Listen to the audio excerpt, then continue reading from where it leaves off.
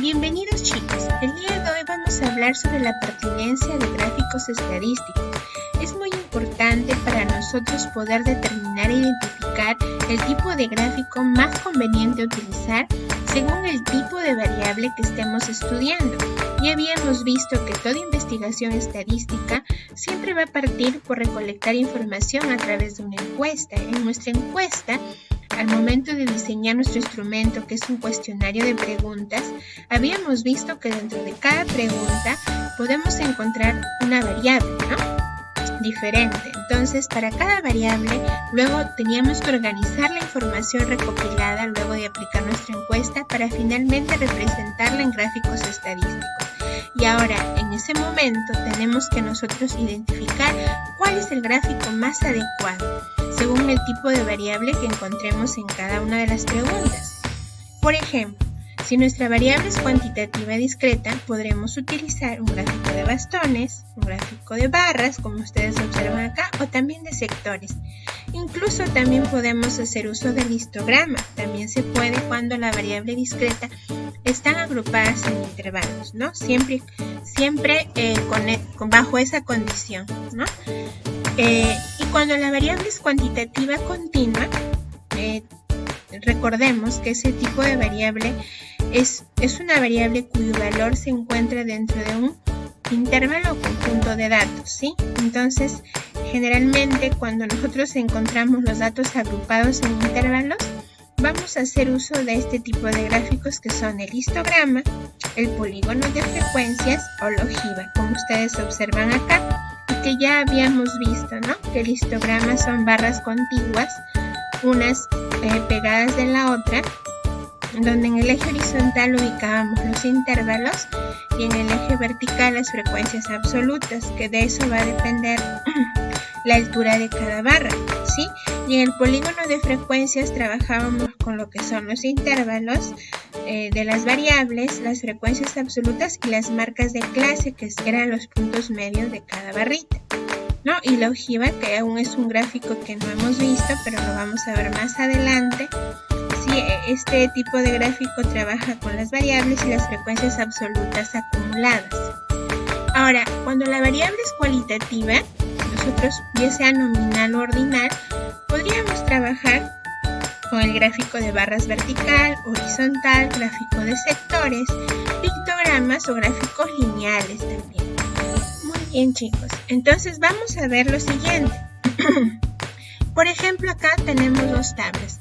En la primera tabla observamos que la variable es cualitativa nominal. Acá observamos las frecuencias. Para esta tabla, para esta información que tenemos en la tabla, el gráfico más pertinente a utilizar sería el gráfico de barras, ¿no? Porque el tipo de variable es cualitativa, entonces es el que más se ajusta. Podría usar un gráfico de barras verticales o horizontales o incluso un gráfico de sectores también, ¿no? Como ustedes observan, en el eje horizontal ubicamos las categorías de las variables y en el eje vertical las frecuencias absolutas. Luego, hay que tener en cuenta que cuando hacemos el gráfico de barras, el ancho de cada barra debe ser el mismo y debe haber una separación igual entre cada barra, y la altura de cada barra va a depender de las frecuencias absolutas, ¿no? Muy bien. Entonces, no olvidar, para las variables cualitativas, lo más conveniente es usar un gráfico de barras o un gráfico de sectores. Y en esta tabla 2, vemos que acá lo tenemos en forma textual, pero esto es un intervalo, ¿no? Están agrupados los datos. De 1,40 a 1,50 yo también lo puedo expresar a manera de intervalo con un corchete cerrado y en la parte derecha con un corchete abierto, ¿no? También lo puedo expresar así, solo que acá está de manera verbal. De 1,40 a 1,50, de 1,50 a 1,60. Al ser datos agrupados en intervalos, los gráficos más convenientes a utilizar son el histograma o polígono de frecuencias, como ustedes observan acá. En el histograma, como ustedes son barras contiguas, unas pegadas de la otra, no hay espacio entre las barras y los intervalos se ubican de esta forma: 1,40, el límite inferior, el límite superior del intervalo 1,50 y luego 1,60, 1,70, 1,80 en orden. Y luego cuando ya si queremos hacer un polígono de frecuencias, tendríamos que agregarle los puntos medios de cada intervalo y unirlos, ¿no? Mediante líneas. Y tendríamos nuestro polígono de frecuencias que se construye a partir del histograma, ¿no? Luego podríamos borrar las barritas y nos quedamos solo con el polígono. Tener en cuenta que el histograma es un tipo de representación gráfica para variables cuantitativas, continuas o discretas. Son barras contiguas. Cada una de ellas representa un conjunto o intervalo de datos. Las barras tienen por base la amplitud de cada intervalo. En este caso, el intervalo tiene una amplitud de 3. ¿Se dan cuenta? 3 de distancia. Y la altura de las barras va a depender de la frecuencia absoluta, ¿no? Que ustedes observan acá.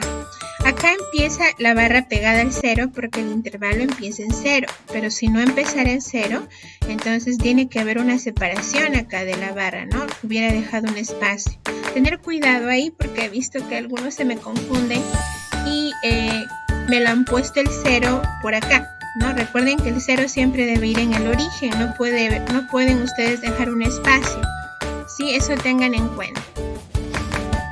Y el polígono de frecuencias, que también se representa de forma gráfica para variables cuantitativas discretas o continuas, y se parte del histograma, ya que el polígono de frecuencias toma como base el histograma para poder ubicar las marcas de clase y luego poder trazar nuestro polígono, ¿no? Y luego podríamos borrar luego las barras o dejarlo ahí, no hay problema, ¿no?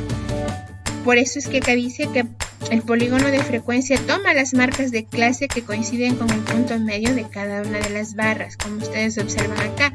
Para poder graficarlo vamos a necesitar las variables o intervalos, ¿sí? En intervalos, marcas de clase y frecuencias absolutas. De esta forma quedaría, ¿no? Muy bien, chicos.